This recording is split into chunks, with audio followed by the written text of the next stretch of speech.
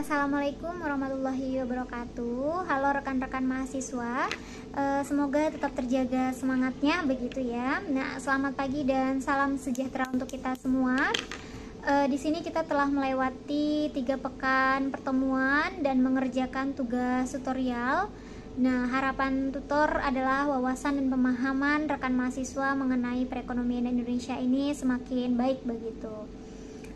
Di sini pada inisiasi keempat ini kita akan membahas mengenai investasi dan perdagangan internasional, lalu mengenai koperasi dan privatisasi Indonesia, yang mana kalian dapat mempelajari dalam modul 4 dan 5 BMP Perekonomian Indonesia. Nah, yang mana modul keempat kita membahas mengenai investasi dan perdagangan internasional Indonesia. Modul 5 membahas mengenai koperasi dan privatisasi di Indonesia.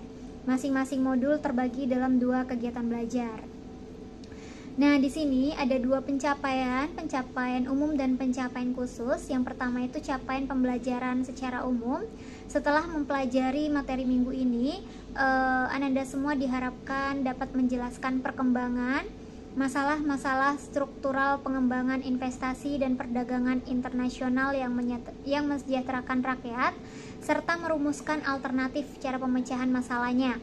Lalu perkembangan kondisi dan masalah yang dihadapi koperasi, serta mengkaitkannya dengan tantangan yang datang dari pelaksanaan privatisasi di Indonesia. Lalu permasalahan koperasi sebagai bangun usaha yang sesuai dengan agenda demokratisasi ekonomi yang dihadapkan pada agenda-agenda privatisasi yang didasarkan pada kebijakan liberalisasi ekonomi.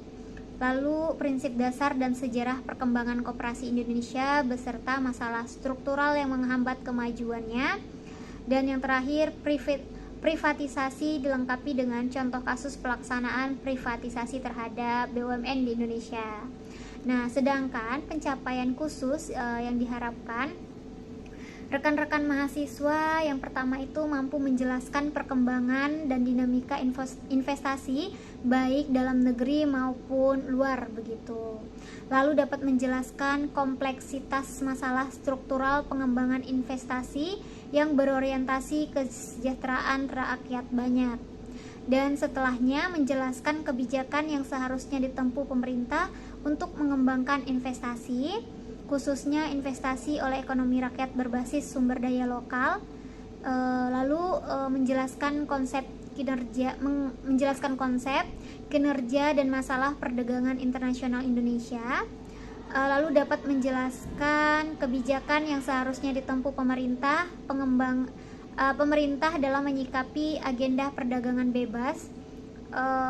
Lalu dapat menjelaskan prinsip dan sejarah pengembangan koperasi di Indonesia, dapat menjelaskan kinerja, peranan, dan masalah-masalah struktural yang dihadapi koperasi Indonesia, lalu menjelaskan konsep, latar belakang, dan tujuan pelaksanaan privatisasi di Indonesia, dan seterusnya dapat menjelaskan dampak ekonomi politik privatisasi terhadap ekonomi rakyat Indonesia berdasarkan studi kasus yang ada begitu. Nah, seterusnya dapat menjelaskan dampak privatisasi terhadap perwujudan demokratisasi ekonomi melalui koperasi. Sumber-sumber belajar utama mahasiswa sekalian adalah bahan ajar, khususnya pada modul 4 dan 5, serta bahan-bahan lain yang relevan dengan materi minggu ini. Silakan lihat panduan bacaan pada RAT gitu ya. Nah, di samping itu mahasiswa diharapkan aktif mengikuti diskusi 4 karena keikutsertaan dalam diskusi menentukan nilai akhir tuton mahasiswa. Di sini mahasiswa juga diharapkan dapat berlatih mengerjakan soal yang tersedia pada menu latihan sesi. Dan jangan lupa absensi selalu diisi seperti itu ya. Nah, mungkin itu saja yang dapat saya sampaikan pada video sapaan saya pada sesi 4 ini.